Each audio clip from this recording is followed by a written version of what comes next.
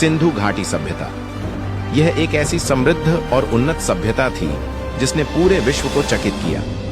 पर इतिहासकारों ने देश के पूर्वी हिस्से के छोटा नागपुर पठार क्षेत्र के आंचल में विकसित होने और इतिहास में कहीं खो सी गई एक सभ्यता के होने का जिक्र किया है, जिसे दामोदर घाटी सभ्यता या राढ़ सभ्यता कहा गया। राढ़ सभ्यता यानी जीवट लोगों की सभ्यता, जिसके हजारों साल पुराने अवशेष छोटा नागपुर पठार से प्राप्त हुए हैं और अभी भी बिखरे पड़े हैं, जिस पर देश विदेश के शोधकर्ताओं ने शोध भी किया है और वर्तमान में शोध हो भी, पर नामालूम क्यों कोई इस दामोदर घाटी राढ़ सभ्यता का जिक्र सार्वजनिक रूप से नहीं करता है। आश्चर्य की बात यह है कि आज भी छोटा नागपुर पठार क्षेत्र में सबसे बड़ी जनसंख्या वाले कुड़मी समुदाय के लोगों को राढ़ कहा जाता है।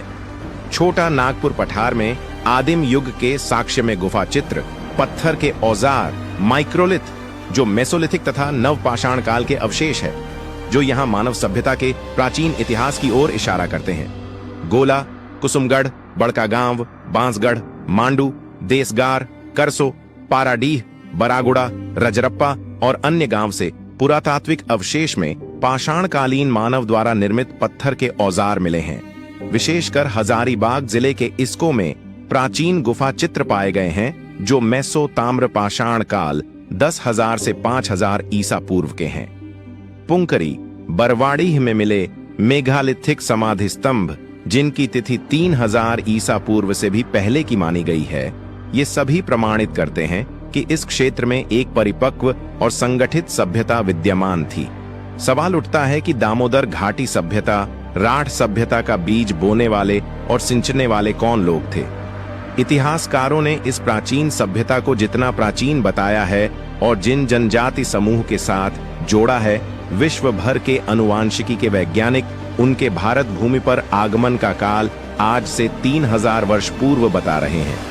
फिर उनके आगमन के हजारों वर्ष पहले दामोदर घाटी सभ्यता या राढ़ सभ्यता के निर्माता कौन थे?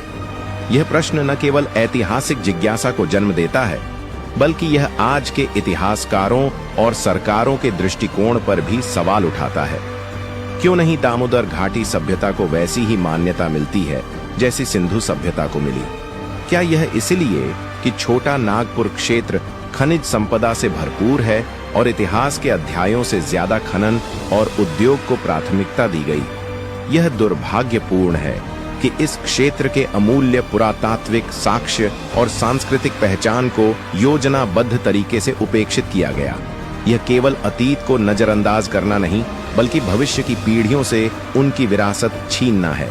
आज समय की मांग है कि छोटा नागपुर पठार के इतिहास का दोबारा गहन अध्ययन हो। यहाँ की प्राचीन सभ्यता को मान्यता मिले, इसे संरक्षित किया जाए और इसे विश्व मंच पर प्रस्तुत किया जाए। राढ़ सभ्यता केवल पत्थरों की कहानी नहीं है, यह एक जीवंत सांस्कृतिक विरासत है जो आज भी लोगों के नाम, बोली, परंपराओं और रहन सहन में जीवित है।